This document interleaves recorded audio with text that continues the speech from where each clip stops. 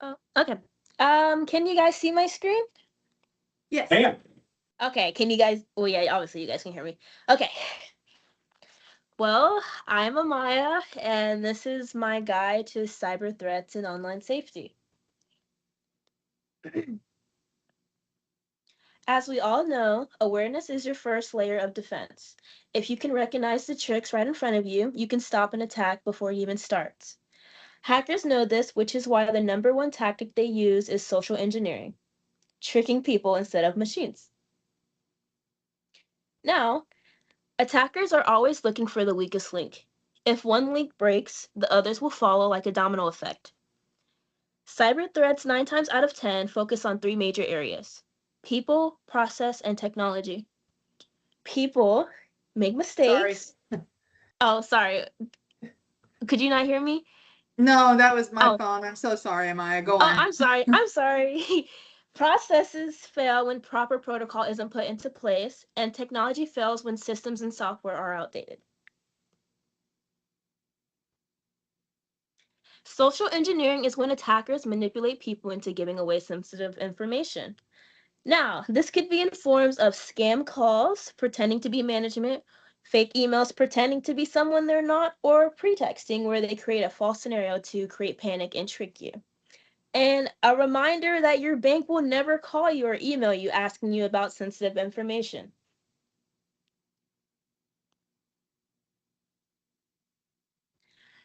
Phishing is a fraudulent attempt to steal information while pretending to be a trusted source, or it could even be hiding behind an attachment. The 3 main flags are a wrong sender address, urgency or threatening messages, or unexpected attachments. If you weren't expecting it, don't click it. Attackers often use urgency to create panic, hoping you'll act before you think. Check the sender's address closely. Sometimes it looks real, but in another look, it contains errors that our mind doesn't catch the first time. Many phishing emails don't contain your name because it's chained across multiple people. If you're still unsure, hover above the link to view the domain and afterwards call the company directly so they're aware. Always report suspicious activity to your team and supervisor. Now, in this little email example, I'm going to show you an example of phishing. Red flag number 1 in our subject: urgent, verify your Bank of America account now. Red flag number 2, looking at our Bank of America email, instead of at Bank of America, the O is replaced with the 0, which is replacing the domain. Red flag number 2, dear customer, we detected suspicious activity on your Bank of America account. For your protection, you must verify your account information immediately. Click the link below to confirm your identity and restore full access.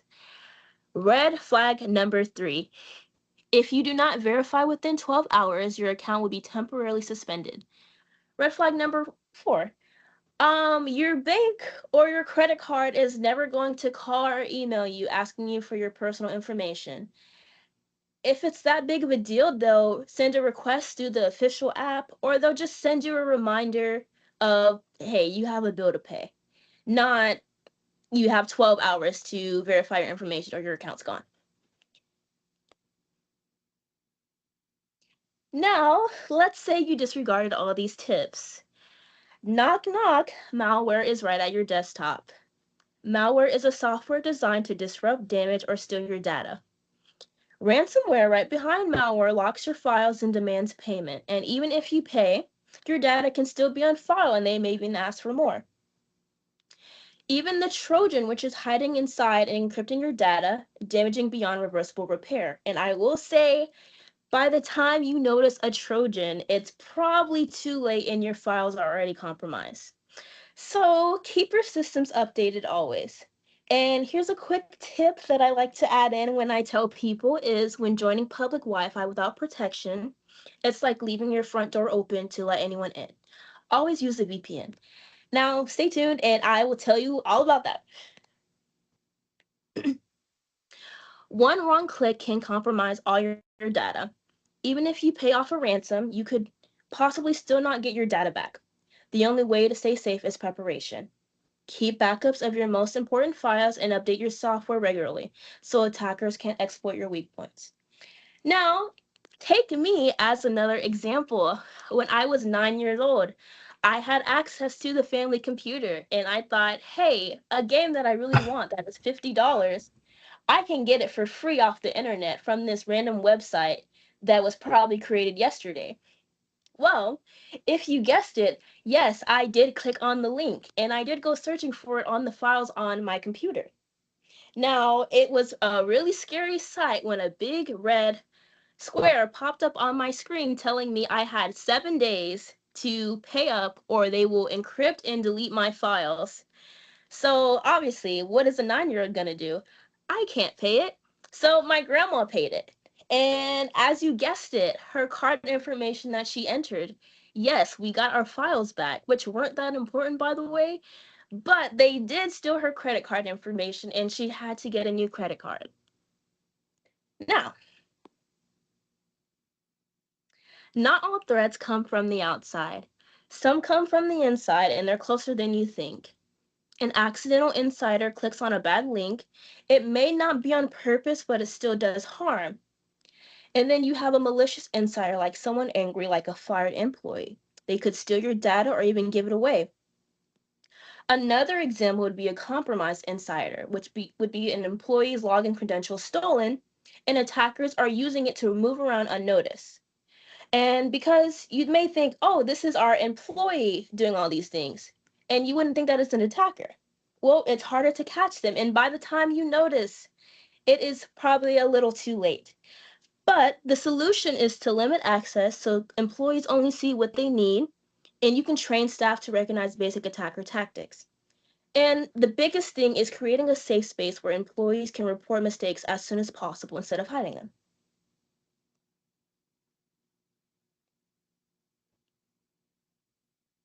People are the biggest risk and strongest defense.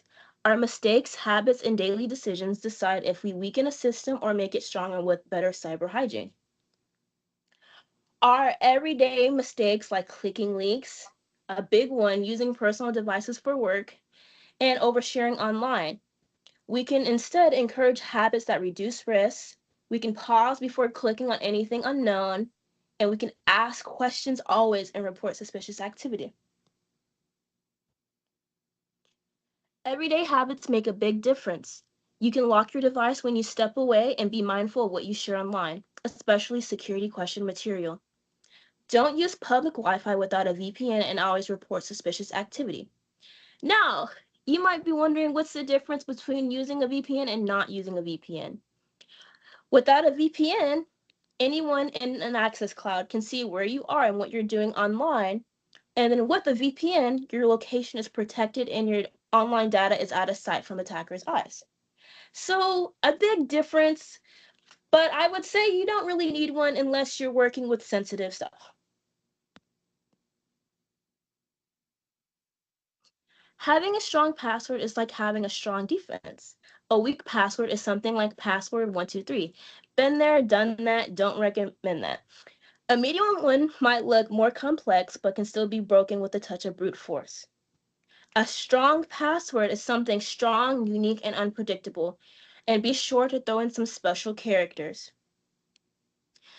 Never reuse passwords because if one account is hacked, the others will soon follow.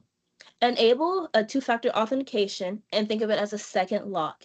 So even if your passwords are stolen, attackers still can't get in because they have that wall blocking them, buying you more time to change your passwords and get your systems under control. Many small businesses think because they're small, it doesn't make them a target. I think that's absolutely wrong. Being a small business is what makes you stand out more. I don't think hackers care about your size, but what they can take from you. In their eyes, smaller businesses mean weaker defenses, which puts smaller businesses in a hacker spotlight. For some hackers, it's not just about money. Sometimes they steal data and sit on it, or they sell it off and use it for later. For them, it builds credibility for bigger scams to damage reputations or just because they can. The truth is, none of it matters. Any data is valuable, even if you don't see a price tag. Hackers do.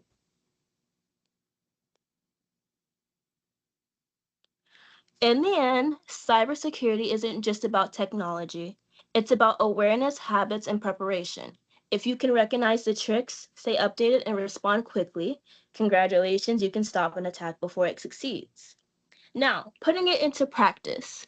Select one habit you're ready to start practicing today. I think today I'm going to be more cautious about clicking unknown links. Now, that's all I have. Does anybody have any questions, though? I would be so glad to answer. I actually have a question, Amaya. Yes. You were talking about using a VPN if you're on a public Wi-Fi. How does that work? How do you go about that? Um, there are, I would say for computer's sake, there are ones built in your computer. Um, Amy, if that's something you're interested in using for like ELA, we can put the VPN back on there that we had before for you. If it's something you're interested in for your personal computer, since you're getting that back up and going, there's some other options we can look at, and you have my contact information. If you just want to email me, we can Okay. discuss that.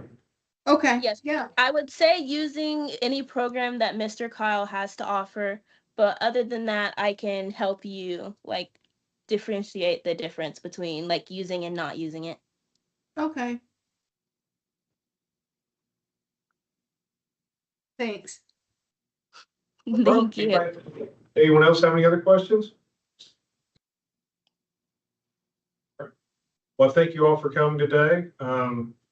We will probably do this again later on, so hopefully it will be the beginning of a growing series of things.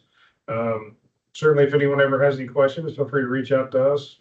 Our general email is info@emtcc.net. Thank you all and have a good day. Awesome. Thank you. Thank you. Bye.